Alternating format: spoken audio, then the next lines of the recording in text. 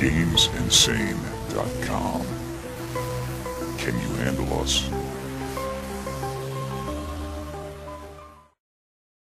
We want to caution you, some of the video you're about to see is very graphic.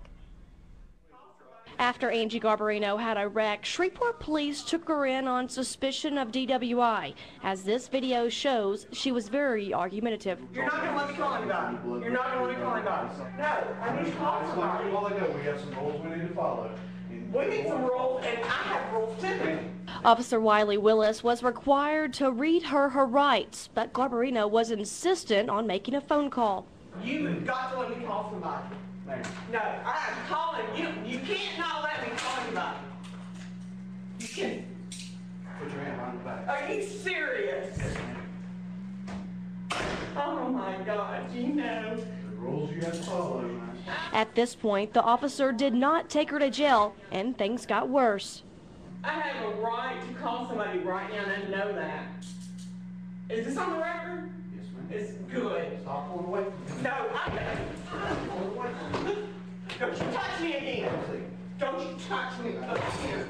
Garbarino later got up to leave. Get away from me! Get away from me! Get away from me! Ow! God, I'm going to call up. Seconds later, You understand, ma'am? Yeah, I understand. the officer stops the tape. It's not known what happened while the tape was off, but when it comes back on, Garbarino is lying on the floor in a pool of blood. Lie down. Lie down. Don't move. Another officer comes in to look at Garbarino, then walks out. Garbarino's lawyer says she suffered a broken nose, a severe cut on the forehead, 2 broken teeth, and bruises on her arms and shoulder. Attorney Ron Machota says Garbarino was not driving drunk that night.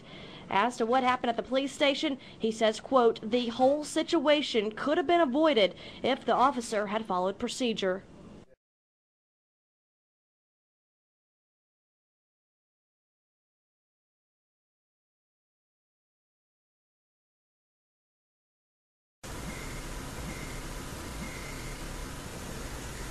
I handed him my license and registration, and as he started to walk back towards his car, I got out of my car under the impression or hoping that he was going to show me the camera tape. He asked me to get back in my car, and I again said, show me the tape, please show me the tape. He asked me to get back in the car, and then he pulled out his taser and said I was under arrest. I said, don't do this in front of my kids. I got back in the car, and he said he wanted me back out of the car now. And I said, why am I under arrest? I've done nothing wrong. I wasn't speeding. I wasn't on my cell phone. He then yanked me out of the car and wanted me to go down, put my hands or lie. Pulled his taser out, and the first shot jolted me, and I was trying to get back in the car again because I was scared. And then he yanked me away again, and that's when he tased me, and I went down on the ground. It felt like it was it was an electrical shock going through you, and I had no control over anything. And he's still trying to get me down to the ground, but I was still being electrified.